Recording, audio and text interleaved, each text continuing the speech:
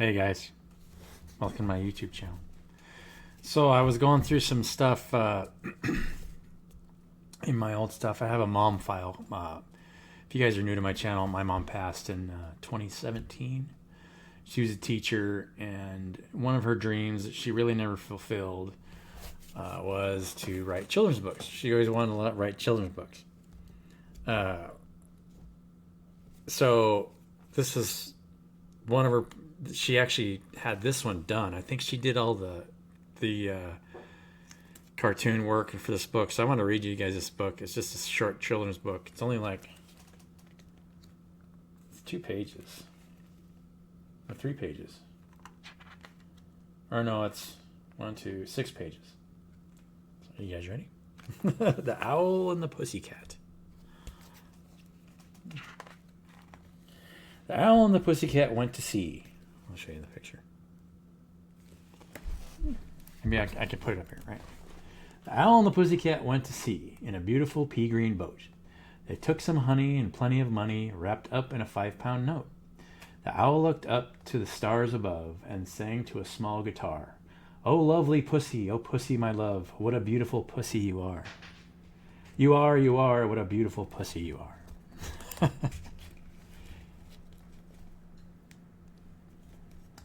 Pussy said to the Owl, "You elegant fowl, how charmingly sweet you sing. Oh, let us be married, too long we have tarried, but what shall we do for a ring?" They sailed away for a year and a day to the land where the bong tree grows. And there in the wood a piggy-wig stood with a ring in the end of its nose. His nose, with a ring in the end of his nose. You guys see the ring in the... Can you guys see that? Oh, there you go.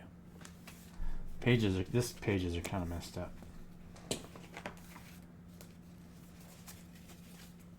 Here's the ending. Let's see if I can get this in the camera. "Dear pig, are you willing to sell for 1 shilling your ring?" Said the piggy, "I will." So they took it away and were married next day by the turkey who lives on the hill. They dined on mice, on mince, and pieces of quince, which they ate with a runcible spoon. And hand in hand on the edge of the sand, they danced by the light of the moon. The moon, they danced by the light of the moon. Really cool. Right. Mom was actually really talented, and I wish she would have, been able to publish and do more books, because she loved teaching kids.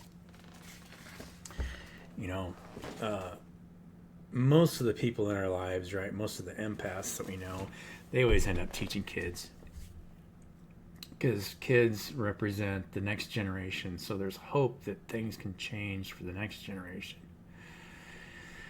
Yeah. I mean, you hope that, the words and the expressions that you give people, kind of take root in the kids, the next generation, and make sure that people know that they can, they're respected, and they're, they maintain their dignity. I just saw a post by somebody talking about their dignity. I'm going to draw cards here on this video, but dignity always comes with the self, right? You'll always run into people that want to take away your dignity. I mean, that's just part of the deal, right? Or you might assume that somebody's doing that when you're just projecting a feeling of less than, right? If you don't feel like you're good enough, you're automatically going to project that somebody's trying to take your dignity away. I mean, that's just part of the psychological profile of, what goes on. So we got King of Swords and Knight of Swords energy. Authoritative and youthful at the same time. Right? Queen of Swords. Wow. Leaving old emotional states. 8 of Cups. Very stern.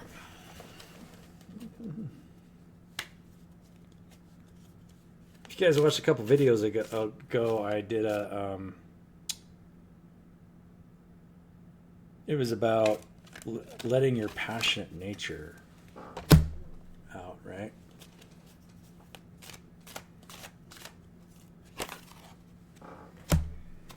Of course. So a lot of new enterprises, options, 9 of Wands energy, a lot of injured warrior, perseverance. But we're sitting in some 9 of Cups energy, so we're still happy internally. We have choices. What are the choices? Some Magician energy, right? We're trying to make things happen.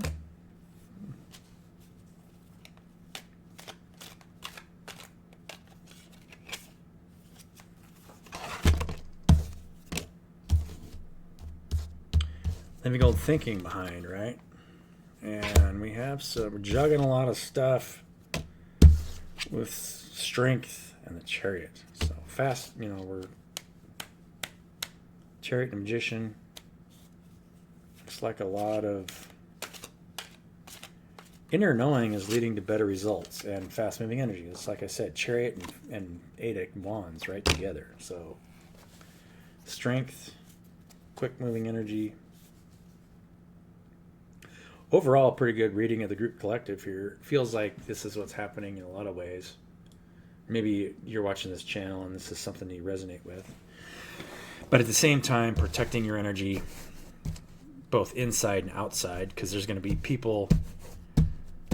So this is, to me, and I'll let you guys weigh in on this if you guys probably these two aspects where you're coming from a place of authority, right? Speaking your truth, but at the same time blocking people who are maybe trying to project an energy that would try to combat this, right? This air of authority, right? The feminine aspect is you're just like, the Queen of Swords is very she's not very forgiving, right? It's just like, no, take that. So yeah, I mean, I talked about last Friday, talked about actions and condemning actions and supporting actions that support the 2 main spiritual laws, how we are all one spatially and we are all present, right? Those 2 spiritual laws to make sure that you're present in the present moment at all times and treating people that way, but at the same time condemning actions that aren't in agreement with that. In other words, if you're living in some kind of fear of what might happen tomorrow or guilt about what you did yesterday, that dignity, the idea of dignity comes into play there, where you might be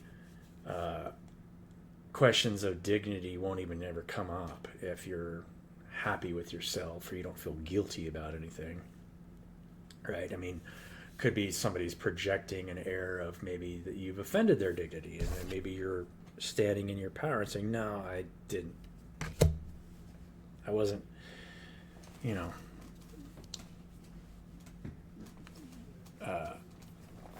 challenging your dignity anyway, because everybody has dignity.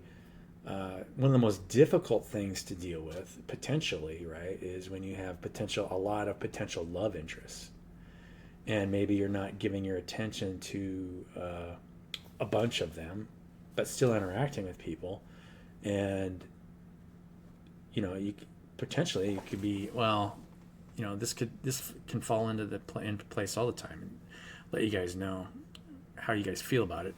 But this happens all the time, right? I've always had a lot of different male, female friends, but I have one love interest right now, my dear Donna. I love you so much. And actually, I really wanted to read you that book, The Owl and the Pussycat, because that was you've always been interested in what my mom's done. And my mom did a lot of sewing, and she really wanted to, she should have written more books, but she just never pursued it. And she did have some insecurities around that stuff, But yeah, tell me in the comments. Let me know what you guys, You know, we all grow up in different atmospheres, and our parents were good at certain things. We have a lot of potential here, right? Potential. We're at the beginning stages of a lot of things, turning a chapter in our lives.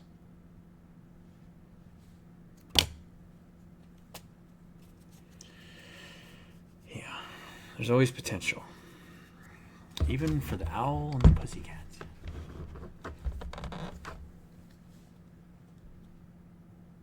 This is on the bottom, of course.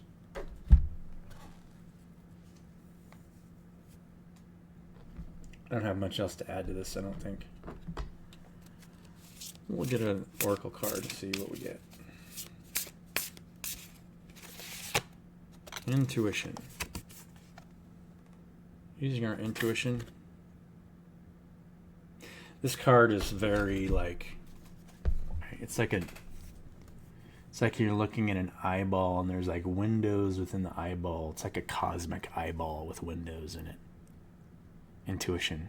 Sometimes the intuition is telling us something and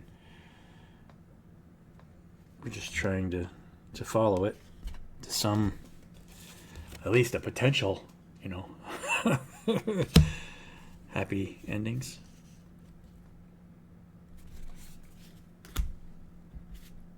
Love you guys. Have a beautiful day, and I'll catch you on the next one.